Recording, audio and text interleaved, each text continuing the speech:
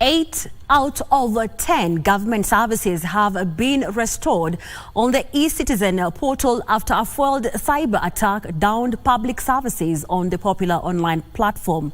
Information and Communication Principal Secretary Engineer John Tanui says the government has already implemented a raft of measures to safeguard online government systems. The ICTPS says there has been no data breach yet, with the government deploying state-of-the-art defense and deterrent measures.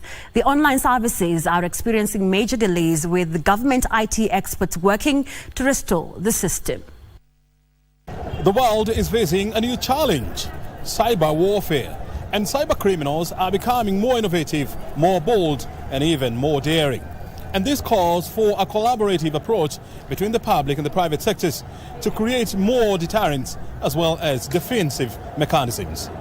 This week, cyber criminals have been directing their guns on Kenya with a major hacking attempt. The government says a group calling itself Anonymous Sudan has been trying to hack Kenyan online systems, though their attempts have been thwarted by Kenyan security defense systems. What we experience is attempts to create imaginary requests for services, reaching a level that your system is unable to process the normal request because so many requests are received within a short time.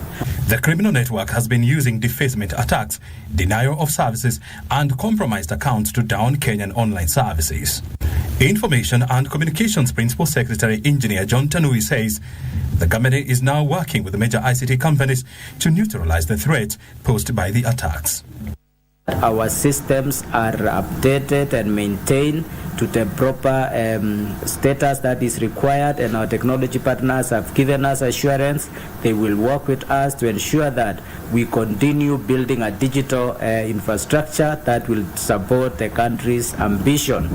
A visit to Huduma centers shows the disruptions caused by the attempted hacks.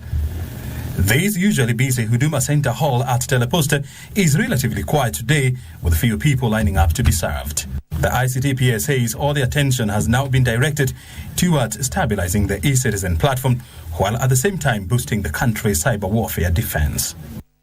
One of the lessons is we must work together as a sector and collaborate, not only in the country, but regionally and globally, to ensure that we get the best out of this digital space as a country to grow our wealth and create jobs for our people. The PS further says the attempted hack will not deter government plans to digitize and digitalize more public services going forward.